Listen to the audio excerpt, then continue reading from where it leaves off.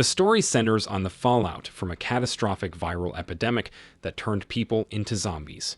In the midst of a rage virus outbreak, Dawn and Alice Harris are cooking in a dimly lit cottage in the country as the film opens. Dawn reassures Alice that their children are safe despite her concerns over their absence. Along with the couple, Sally, Joff, Jacob, and Karen are the other 4 survivors who reside in the cottage. Karen puts aside a plate for her boyfriend Sam, who left the group 5 days prior, as they settle down to dinner. Since Sam may be more interested in her blood than the meal if he returns, Jacob, trying to be honest, tells Karen as much. During dinner, a young boy bangs on the door, pleading to be let in.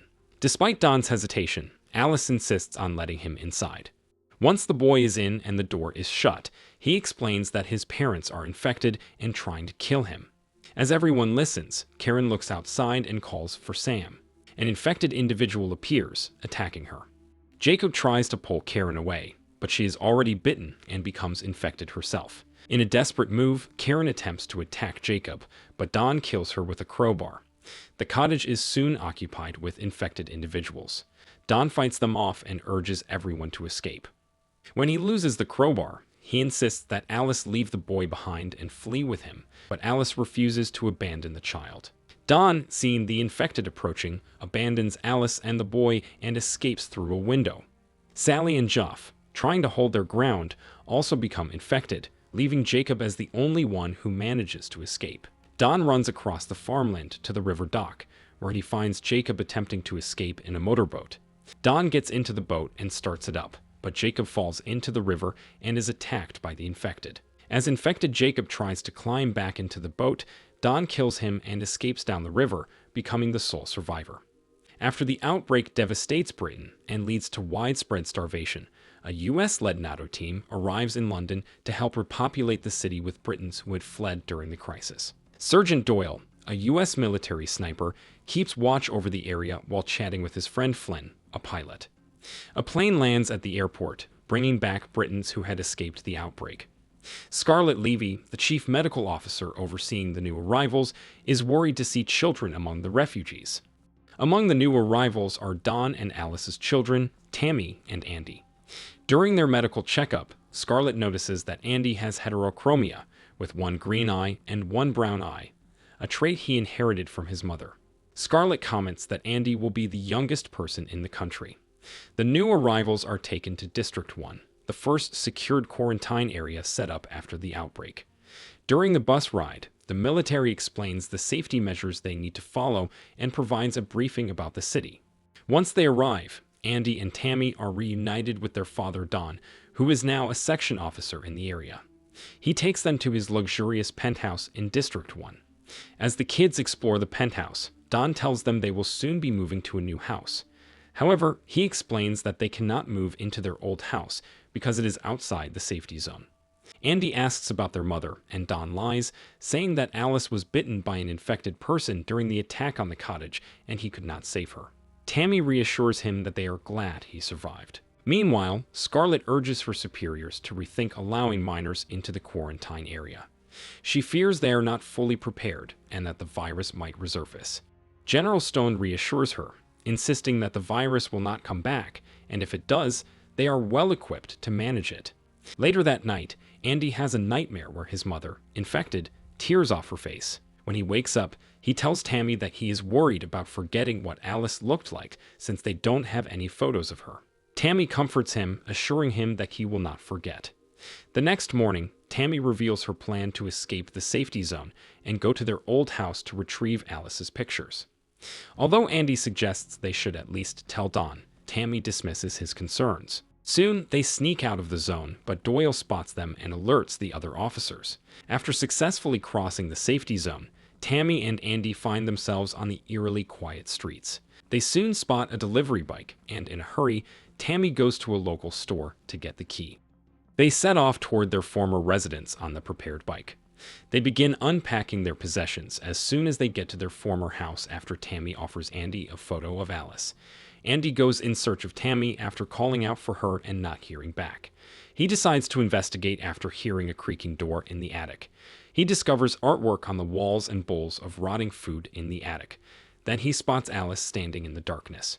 Andy is ecstatic to see his mother and tries to give her a tight hug, but she resists. Andy tries to break loose and stumbles, but Tammy is right behind him. Meanwhile, soldiers arrive and begin searching the house. After their search, they end up taking all three of them away. Back at District 1, the children are held in detention, while Alice undergoes a decontamination bath and is strapped to a bed.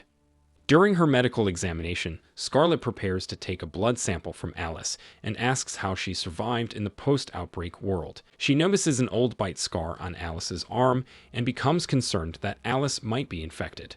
Meanwhile, Don visits Tammy and Andy, who are angry with him for lying about their mother's death. They demand to know the truth about what really happened. Feeling guilty for abandoning Alice, Don slips past military security to see her in the isolation room. As Don sneaks in, Scarlett's tests confirm that Alice is infected with the rage virus, but is inactive due to a natural immunity from a genetic abnormality. While Alice is immune to the virus's symptoms, she can still spread it to others. Scarlett wants to keep Alice alive for further research in hopes of finding a cure, but General Stone believes Alice should be killed to prevent any risk of a new outbreak. In the isolation room, Don begs Alice for forgiveness for leaving her behind. As they reconcile and kiss, the rage virus in Alice's saliva infects Don. Overcome by the virus, Don violently attacks Alice, killing her before breaking out into District 1 and attacking everyone he encounters on his way. General Stone and the other officials evacuate to a safety bunker and implement a code red lockdown after realizing the disease is spreading. Scarlett prioritizes Tammy and Andy's evacuation and rushes to save them from the holding facility as the infection spreads and mayhem breaks out. But in the chaos, Andy loses contact with Tammy and Scarlett. Along with other citizens, he is hurried into a safe room garage where the troops imprison them while the green zone's electricity is cut off. A while later, infected Don breaks into the garage where Andy and the other civilians are stuck. Horrified, Andy watches as his father attacks the civilians. As the panic grows and more people become infected, the civilians break out of the garage and flee into the streets. Meanwhile, Andy manages to climb over people and cars to escape the infected by using the ventilation systems. In the streets of District 1, Doyle and the other rooftop snipers are initially instructed to target only the infected. However, as the infection spreads and it becomes increasingly difficult to distinguish between the infected and the uninfected, they are ordered to shoot everyone in sight. As Andy emerges from the ventilation system, he looks around, visibly confused. At that moment, a man named Sam calls to him, urging him to come into a nearby warehouse. Andy is approached by an infected person at the same moment, but Doyle steps in, shoots the infected, and lets Andy get to Sam unharmed. Doyle then sees a group of infected surrounding one of his fellow snipers. Doyle is compelled to shoot his friend in order to save him. Doyle quits his job and goes to the warehouse with the survivors after realizing he can't keep murdering innocent people. Andy regretfully informs his sister that their father is now among the infected when he and Tammy are reunited inside the warehouse. Scarlett adds that if the military is unable to contain the outbreak, they will have to exterminate every person, while the surviving talk about their terrible circumstances. During their conversation, Doyle arrives and offers to lead the group out of the chaotic green zone before the military begins exterminating both the infected and the survivors. He guides them through the deserted streets and contacts Flynn, who informs him that the air cavalry has been ordered to bomb District 1 to stop the outbreak. Flynn then tells Doyle to meet him at Regent Park for evacuation. As they navigate the streets, snipers open fire on the survivors, killing a couple of them. Scarlett is injured, but quickly tends to her wound. Doyle notices that the snipers are missing their shots and asks Sam to help him locate the sniper's position. Sam, terrified, refuses to help. In response, Andy runs across the street, using himself as bait to draw the sniper out. Doyle seizes the opportunity and shoots the sniper, taking him down. The survivor team manages to escape over the perimeter of District 1, just as the green zone is firebombed and destroyed.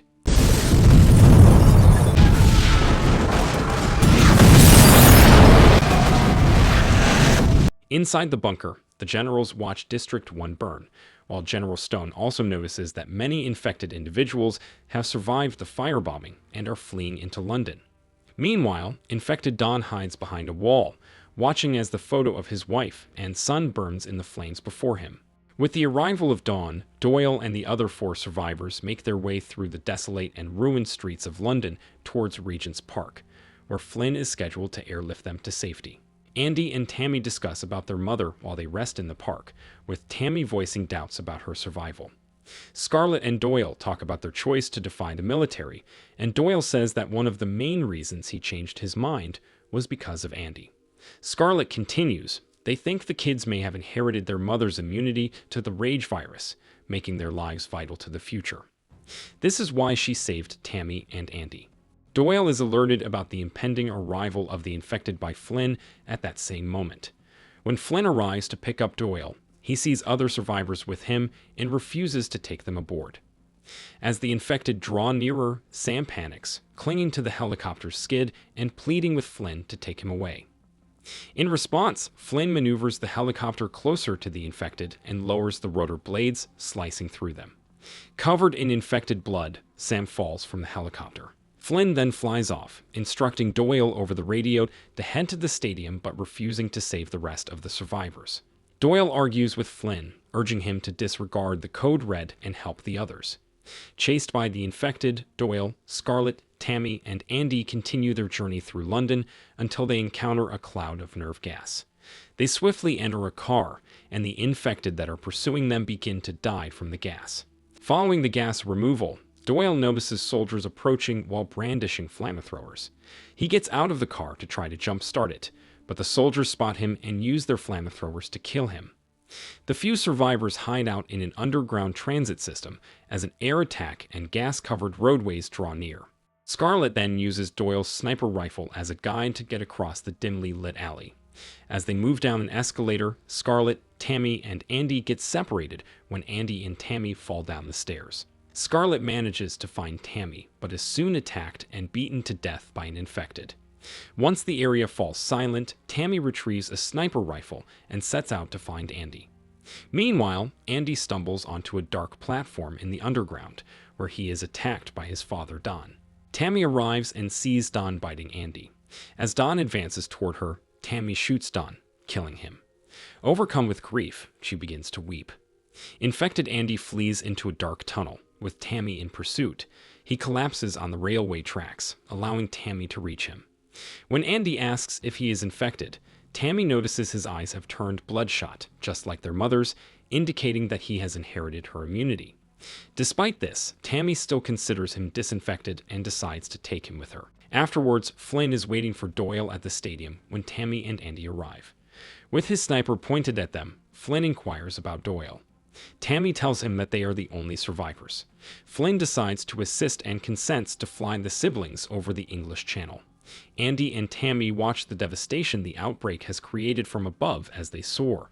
A distress signal is received over the radio and Flynn's chopper is discovered empty and abandoned 28 days later. A group of sick people is seen moving toward the Eiffel Tower in Paris as they emerge from a metro exit. Thank you for watching.